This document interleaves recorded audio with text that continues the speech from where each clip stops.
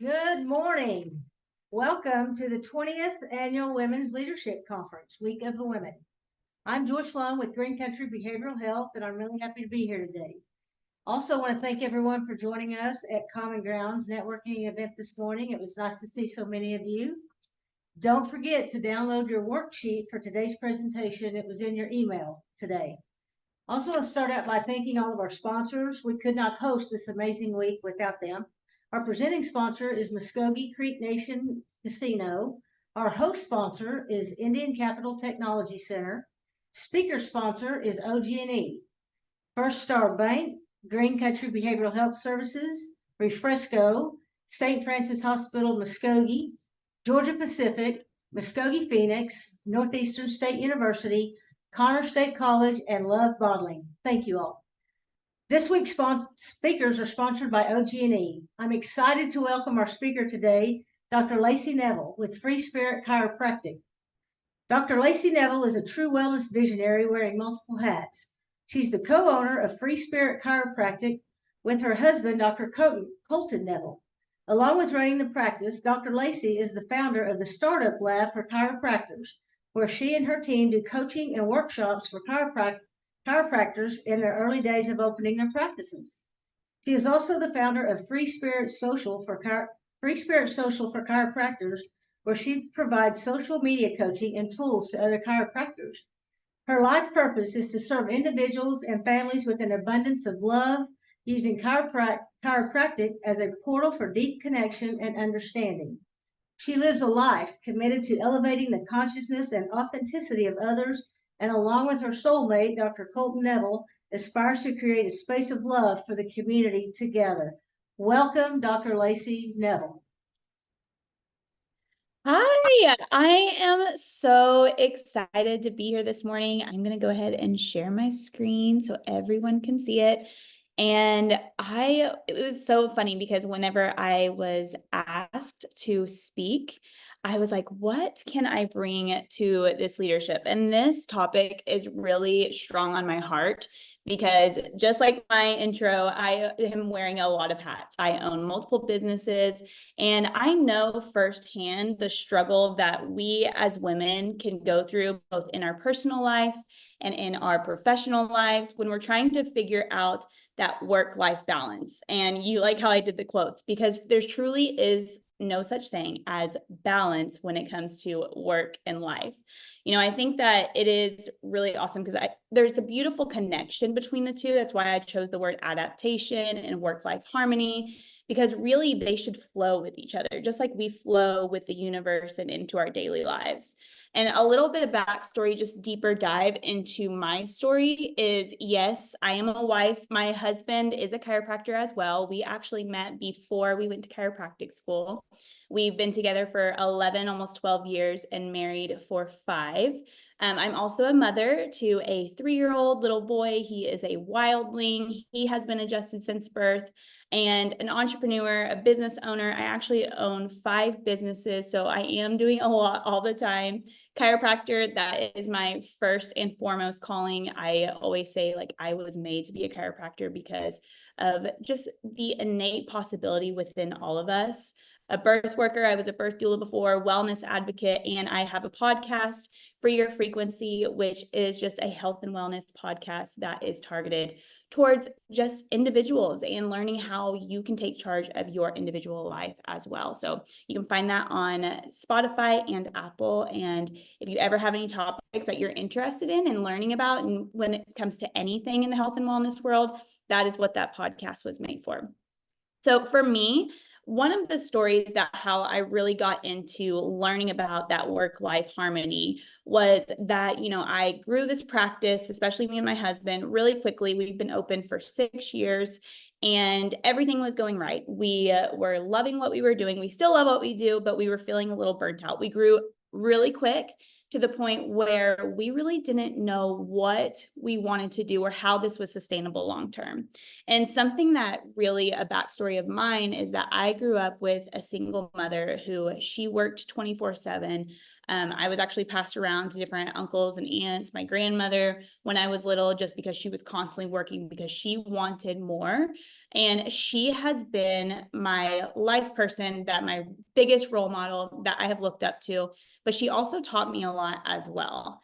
I realized, at a really young age that I obviously wanted to work. I wanted to be a business owner. I wanted to do everything that she had set the foundation for, but I also wanted to be able to grow a family and to be able to recharge with my family.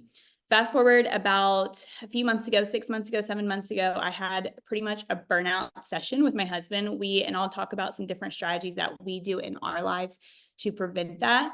But we did our year of the end meeting, is what we like to call it, where we talk about personal goals and our professional goals.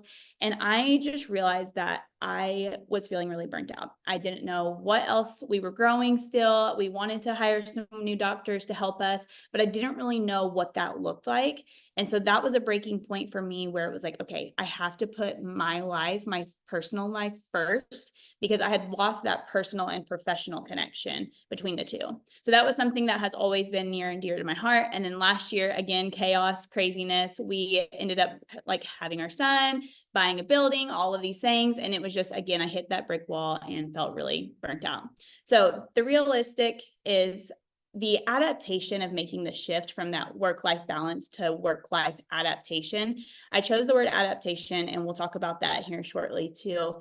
But it's one of those things that adaptation is really near and dear to my heart, because we need to learn how we can adapt better to our external environment, or whatever the season brings to us.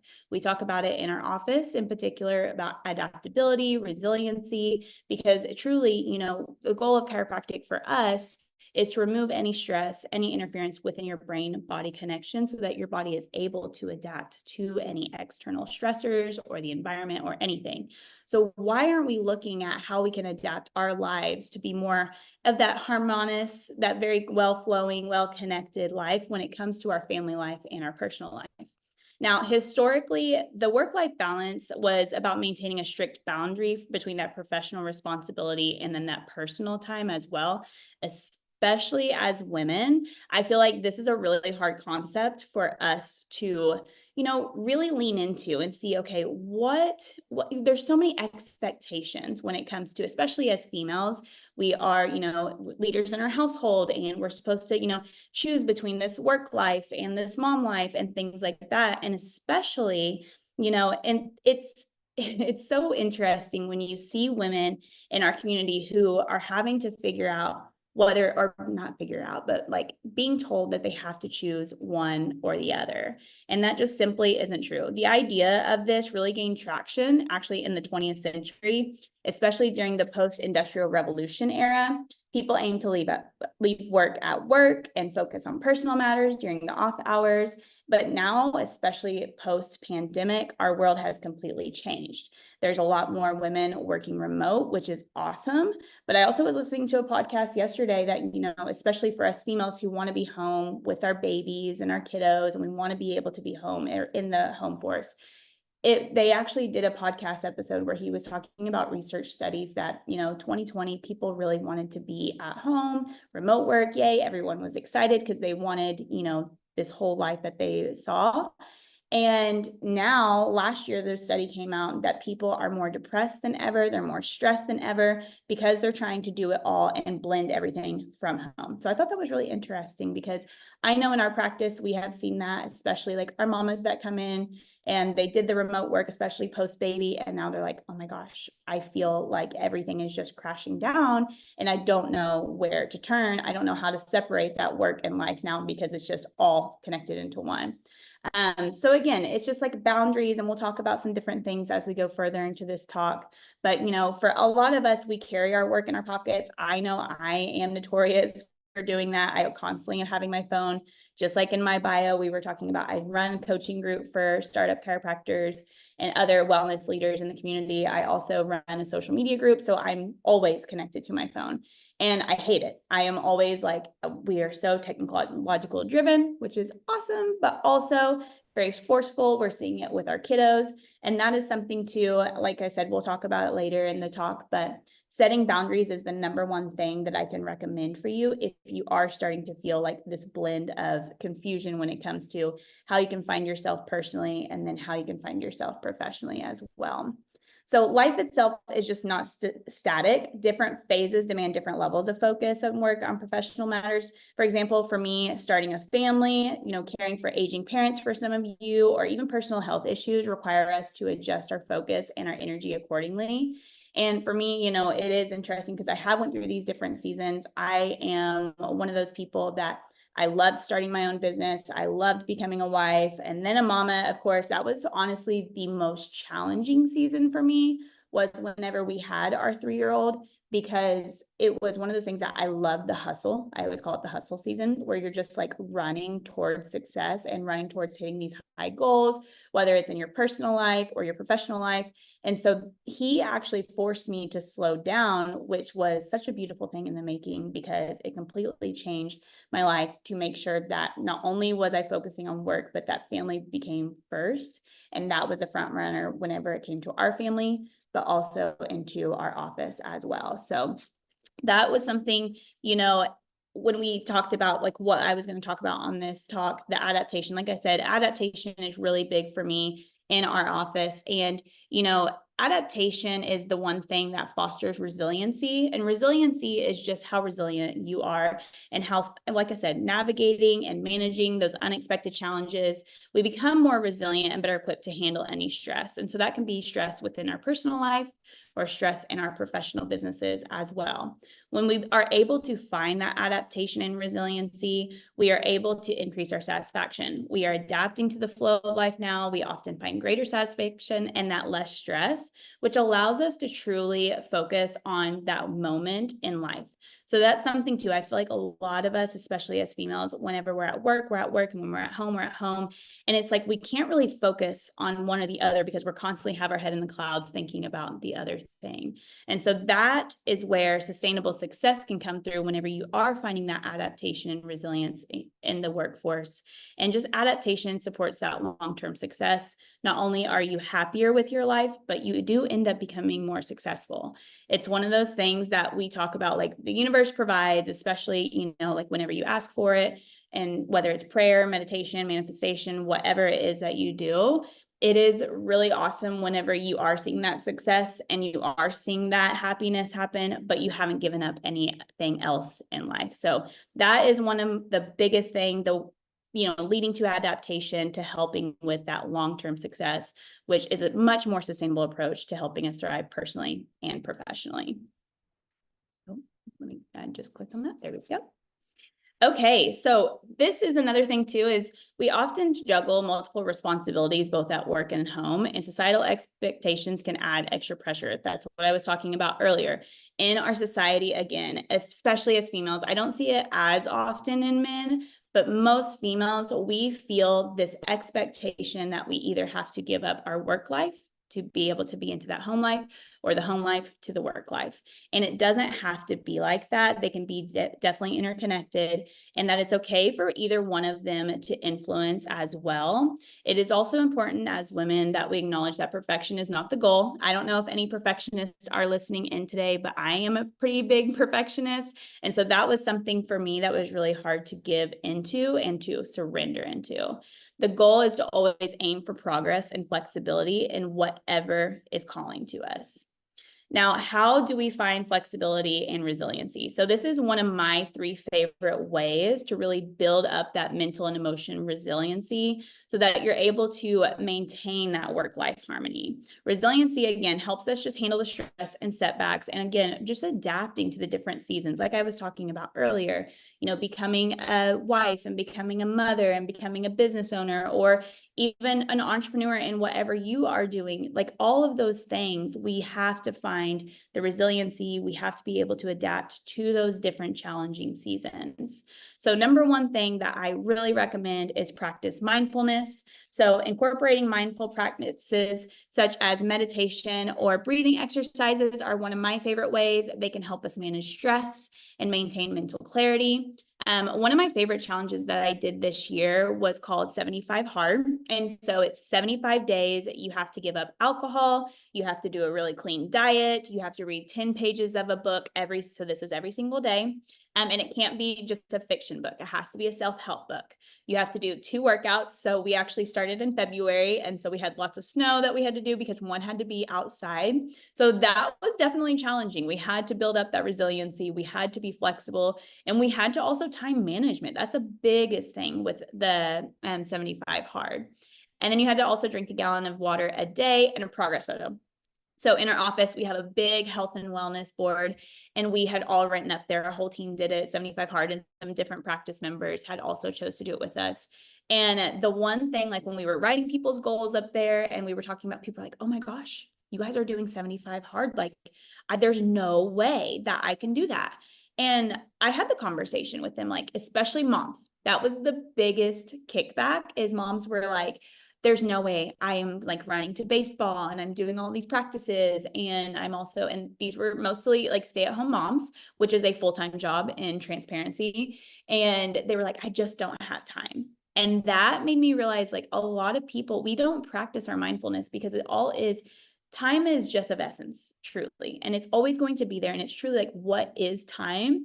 And the thing that 75 Hard taught me, and like something that we had the conversation with many, many times with people in the practice, is that you can do anything that you set your mind to, but you do have to manage your time. You have to slow down and be more intentional with our time. And that's something, unfortunately, that here in the United States, we are not so good at. Me and my husband, we love to travel. That's our big love language. And we went to Europe last year for the first time, or 2 years ago, excuse me. And that was something that we noticed every single, breakfast, lunch, dinner, 2.5 hours. And a lot of times people are like, oh my gosh, how did you have the time to do that when there's so much to see? And that was the thing that taught us, is like, wow, people are truly taking their time with everything that they're doing. They're not in such a chaos mode, or that what we call fight or flight mode in our office of just go, go, go. They truly take the time to be intentional. They're having, wind down talks. They're chatting with each other. They're laughing. And that is the biggest thing that I think that in our country that we are missing, but it's something that you guys can incorporate right now and even into your family life. Something that we do every single morning is we wake up upon the sun. Me and my husband, we have our individual coffee time, and we do our like meditation, we do our prayer, we do our walks. If so, our son usually wakes up. He's a sleeper inner, but he sleeps in, and then we all get up and we just do like some breathing stuff together. We pray together. And so we make it that slow down time before we go into the chaos of our family practice. And that has really set the foundation. We started that last year as Luca got a little bit older, and it really taught me a lot, but also really changed the way that my perspective was to our environment. And again, even into my personal family life, but how I ran our practice as a leader as well. The second thing that I really recommend is seeking support. So just like groups like the Muskogee Chamber, finding a network of like-minded people, especially supportive people, that, the supportive people end up becoming some of our closest friends, our family members, our colleagues. So sharing challenges and also seeking advice can really provide valuable insights and emotional support, especially through those challenging seasons. And then staying positive, that for me is one of those things that you always have to look at the glass half full, because we're going to go through those really stressful moments. But if we can really focus on our mindset, I always use the word growth mindset. If anybody here would love a book recommendation, one of my favorite books ever is called Mindset by Carol Dweck. And she talks about the growth mindset versus the fixed mindset.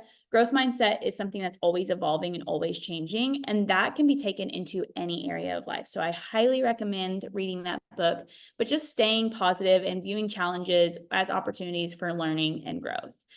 Even in our office, whenever we do team reviews and things like that, that's something that we talk about a lot. Is I never like to say like strengths versus weaknesses. We always call our weaknesses our areas of growth, because I never want someone to attach a weakness, because when we think about weakness, we think about negativity.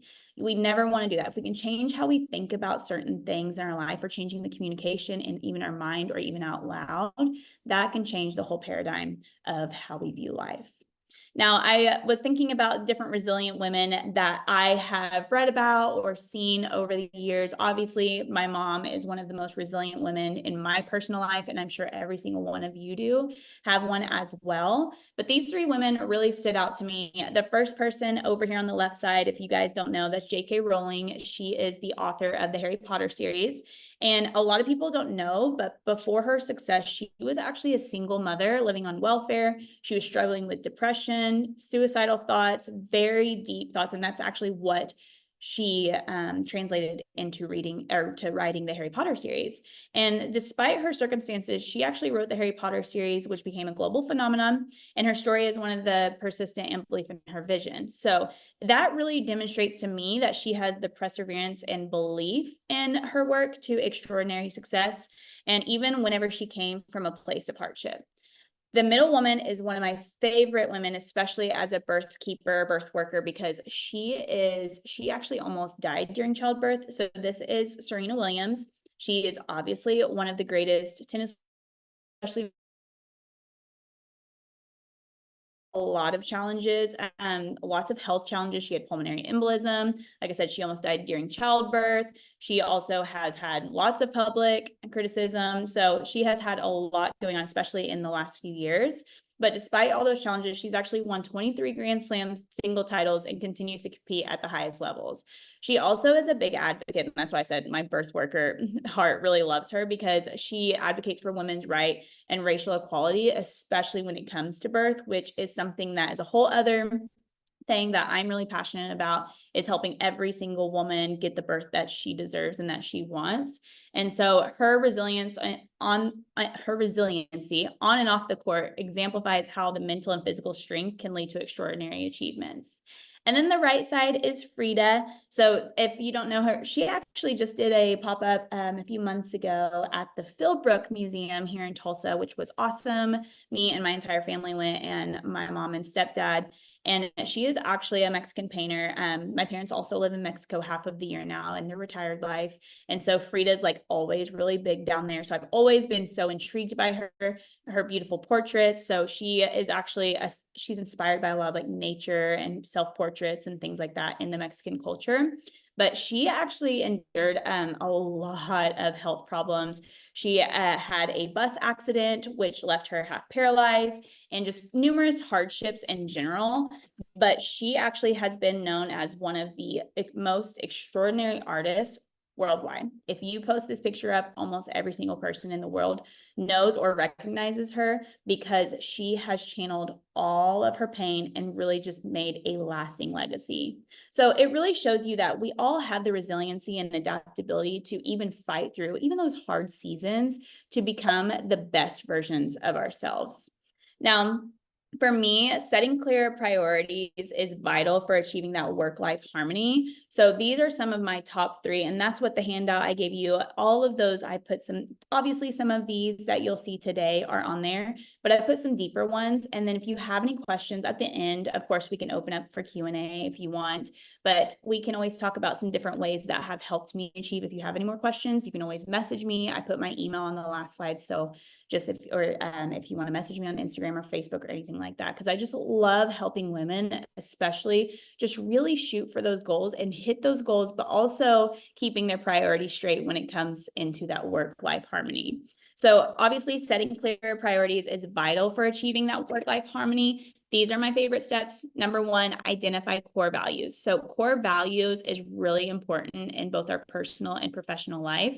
Your core values will also guide your decisions and actions and everything that you do.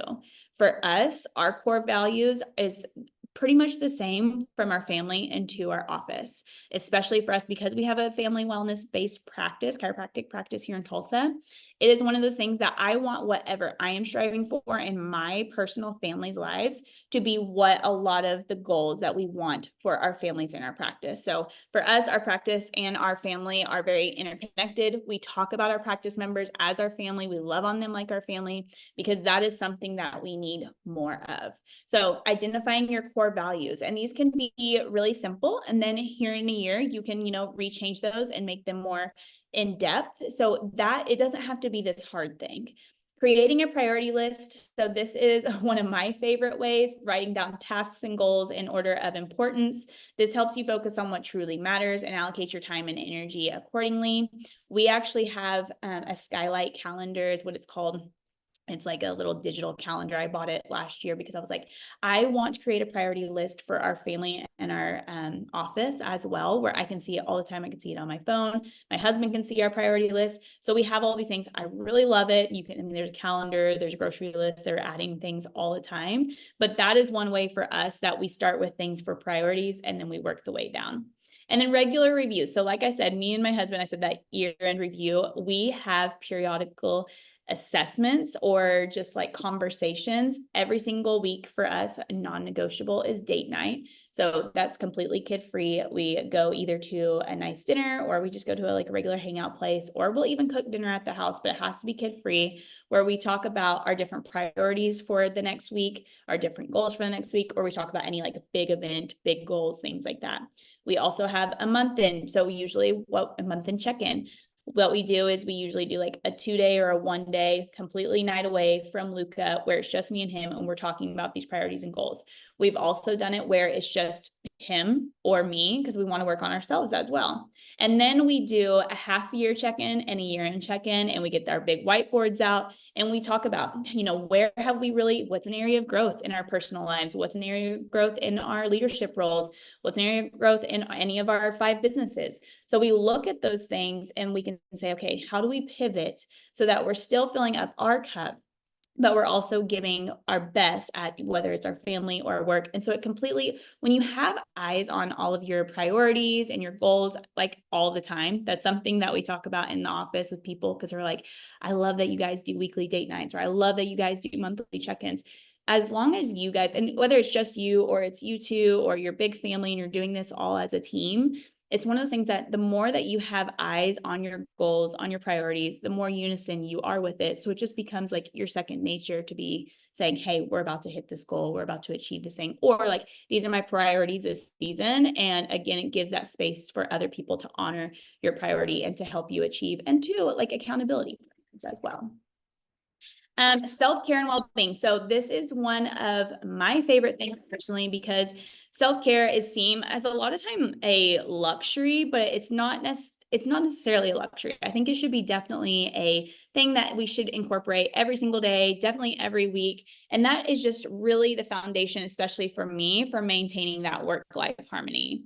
It's about taking those action steps for your physical, emotional, and mental health. These 3 are some of my favorite ways. Number 1, scheduling the self-care time. So that is really important.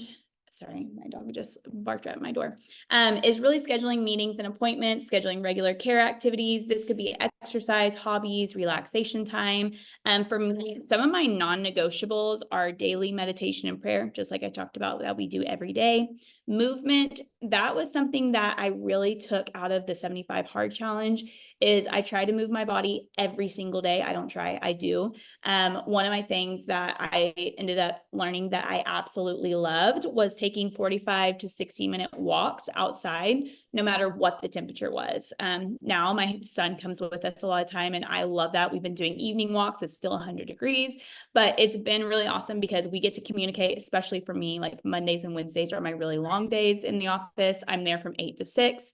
And so usually when I get home, we take a walk at 8 o'clock after we've done dinner and prayer and all the things. And that has been really awesome because again, it's just me and him. We're talking. Usually my husband goes for a run. He's a big runner. And again, we're building that connection time. We're talking about our days. I'm telling him about the office. And even at 3 years old, I want him to understand those things, but also we're both getting movement in. So that's a non-negotiable. And usually sometimes too, if he's falling asleep, like he did 2 nights ago, I'll put in a podcast. Right now I'm listening to a Tony Robbins podcast. I highly recommend listening to Tony Robbins if you aren't familiar with him as well.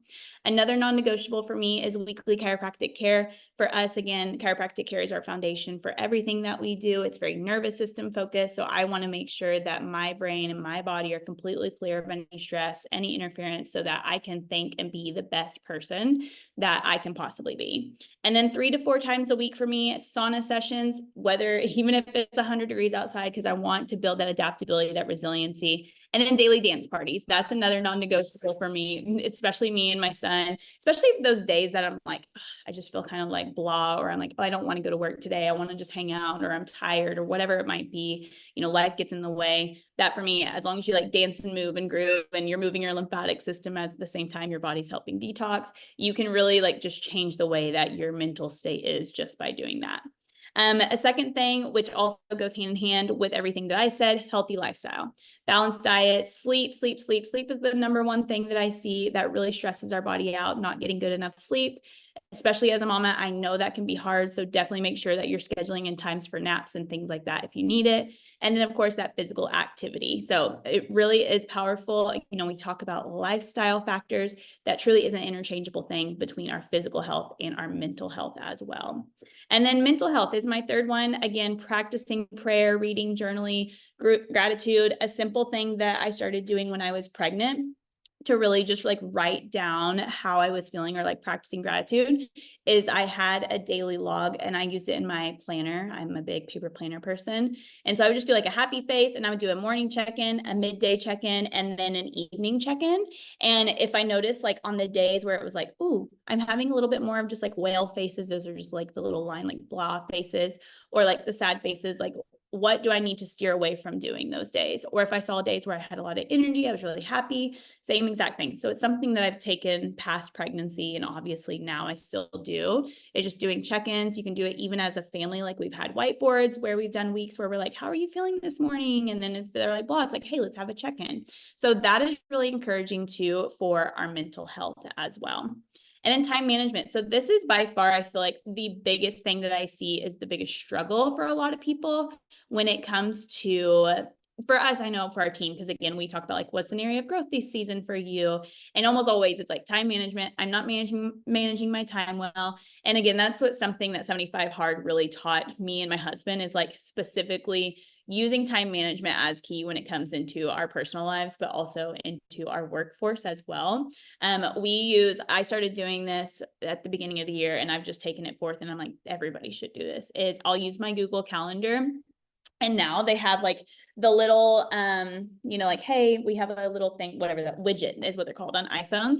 And so you can put on there, I'll even like allocate time, like, hey, coffee time, prayer time, workout, and I'll like put what workout I'm going to do. So I literally, even if it's like a 15-minute, I have a conversation with someone, I'll put that on my calendar so I know the next thing that's constantly coming up. We do it again for any healthy habits that we have, for our family time, date night, any work stuff. I love to categorize. I'm still a paper planner. My husband always laughs. He's like, you have 50 million planners, because I have a wall calendar, I have my paper planner, I have my phone calendar. And then he actually created an app. He's not necessarily, he's a planner, but not like a, like I am an advocate. He actually created an app called Ease Planner. It is available on Apple. And it was just like a fun thing that he wanted to see, like where people were spending their time. So you can chart it just like how I said. And it actually will give you a graph, which I love visuals, and they're different color coded. So it's like family, mental health, exercise. It'll say like, obviously your work stuff, like it's broken into different categories. You can actually, change them as well. And it will tell you like, where are you spending too much time or too little time? That was something, because we created the app, we started noticing like, wow, like we thought we had this interconnectedness between our family life and our personal life, or our family life and our professional life, but we're actually putting a lot more into our professional life, which is why we were feeling burnt out. And so that was something that we changed. So I love a visual. Obviously you don't have to do the app. You can do a little graph too on Canva or anything like that. Or I can actually send you guys the graph, just message me, and that way you can put it up, and then you can, shade it. If you're like, hey, I want a visual thing, but I want it on a paper form, you can shade it with like colored pencils or anything like that.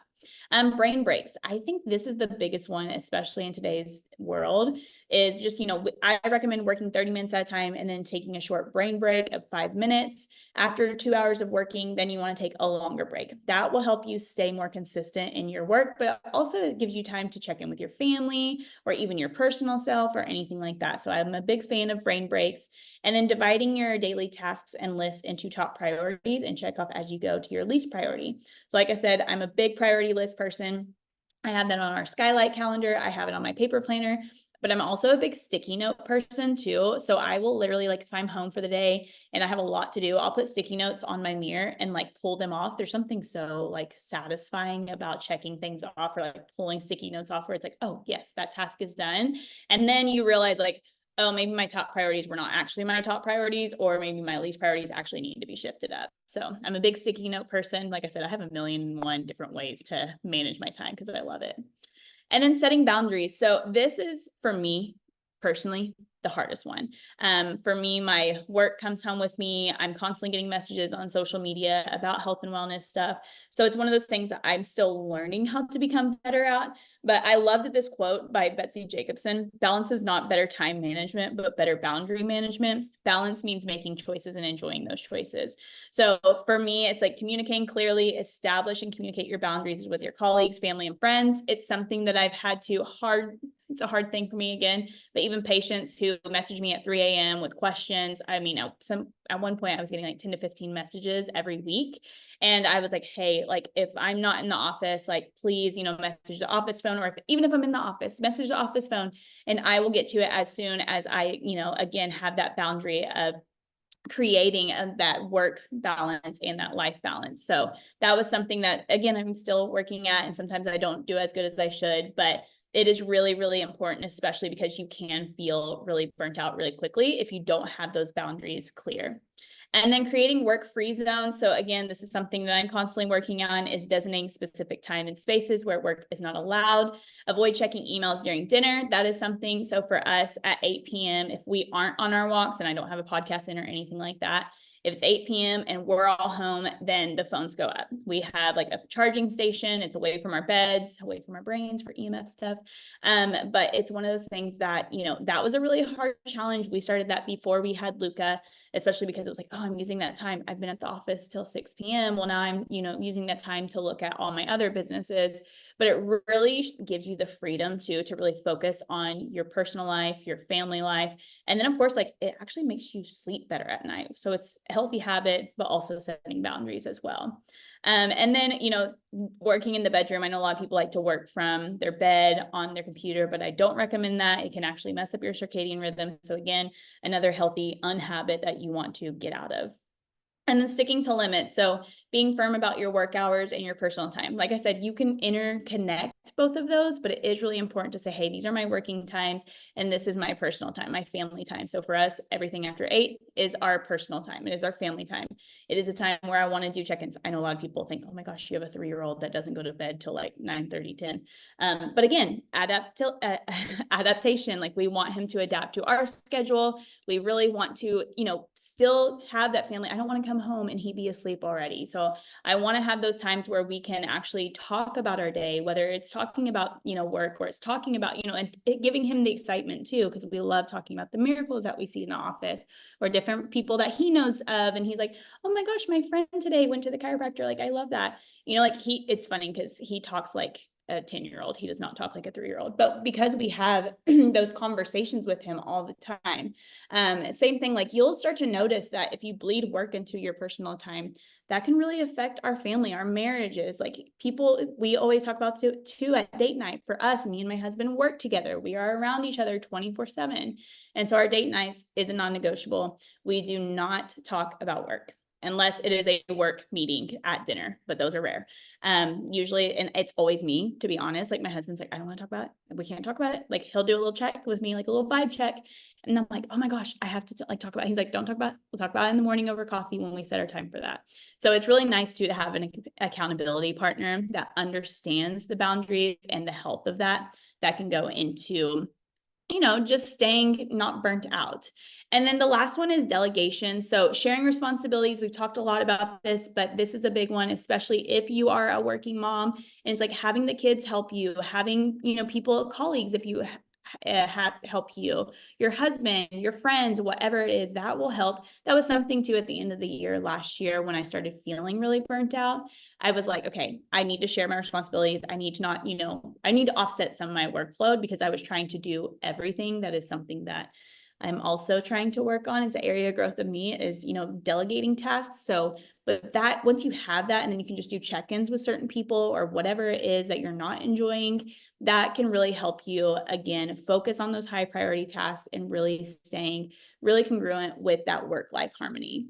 Building a support network, we already talked about that, and then leveraging resources. So this for me was also another hard one. It was like, because I come home at 6 o'clock at night, I was like, oh my gosh, when am I going to have time to do the laundry, or, spend time with my kiddo, or like taking my child to and from, he does like a little Mother's Day out this summer. He loves it.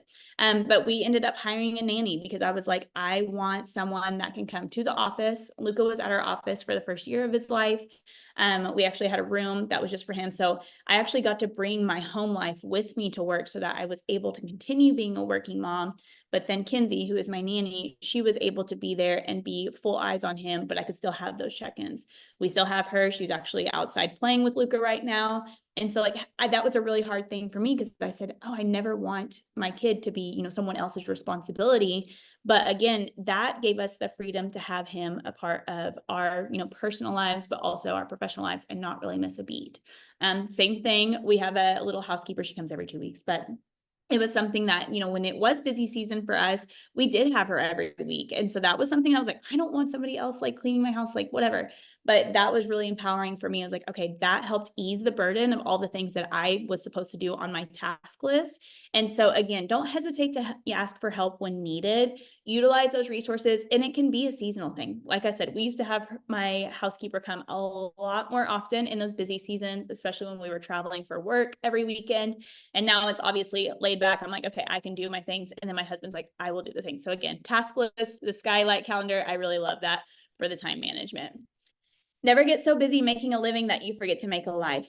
I think this is really impactful because I know so many women, especially, that just work our lives away, and we never have the time to see the life that we are creating. We're not just working to work. We are working to create the life of our dreams, but they can be hand in hand with each other.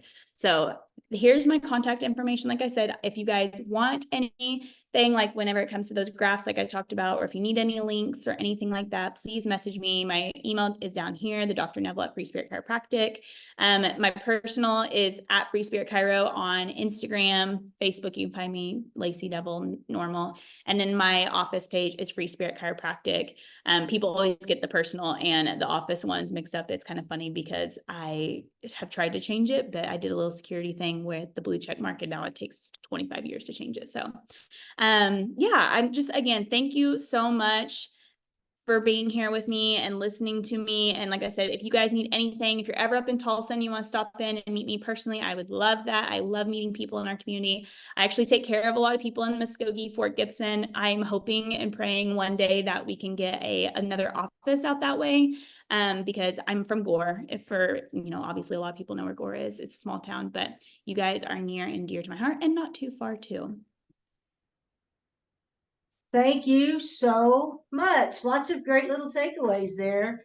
I'm going to check first. Do we have any questions that Dr. Lacey can answer? I know that a couple people asked about the 75 hard. Yep, 75 hard. That it's kind of a very masculine guy that created it, Andy Frisella. He has a podcast. It's it's a very masculine podcast, but the concept of it, they have an app which makes it so easy. It's actually a checklist app, which again, I love.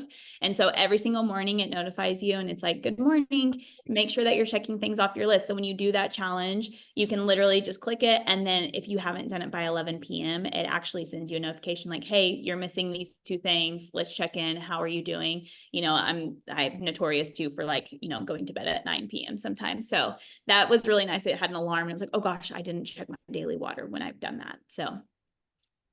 And do you have any, I don't know if you can see all those, but any book recommendations? Yes. So Carol Dweck is the author of Mindset. That is one of my favorites. I also, let me get these 3 books real quick that I love. Brene Brown is another really great person. The 10X Rule or Atomic Habits. I have a lot of books back here. Let me grab these 3.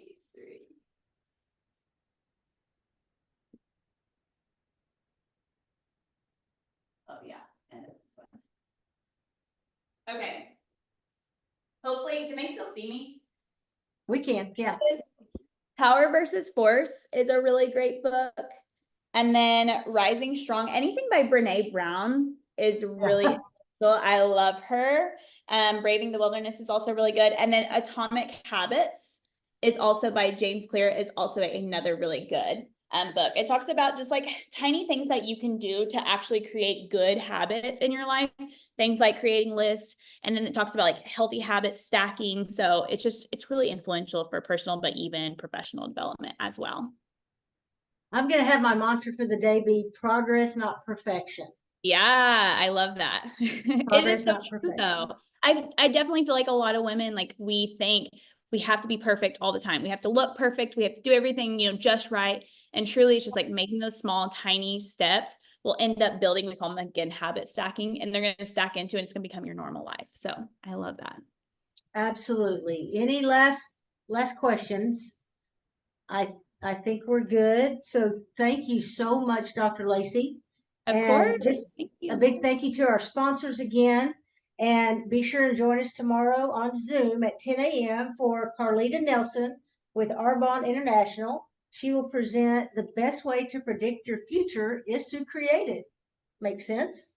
After that, we hope to see everyone at the Muskogee Golf Club, our ladies' night out networking event. And this will also be your chance to get your professional headshot with Mandy Lundy Photography. And there's the other leadership conference attendees there, but typically, Mandy used to be at the luncheon. So be sure to go tomorrow starting at 4 at the Muskogee Golf Club. That's where Mandy will be for your professional headshots. And that's always a fun thing. So also the speaker sessions are recorded. So if you need to catch up or, maybe like me, re-listen to some of Dr. Lacey's tidbits, there's a link in your email, so you'll be able to do that. So guess what, people? It is prize time. Prize time. So today is a $100 gift card to Golden Rule Industries retail shop. And Paige is going to spin the wheel. Jessica's going to spin the wheel. Sorry. I can't see that wheel.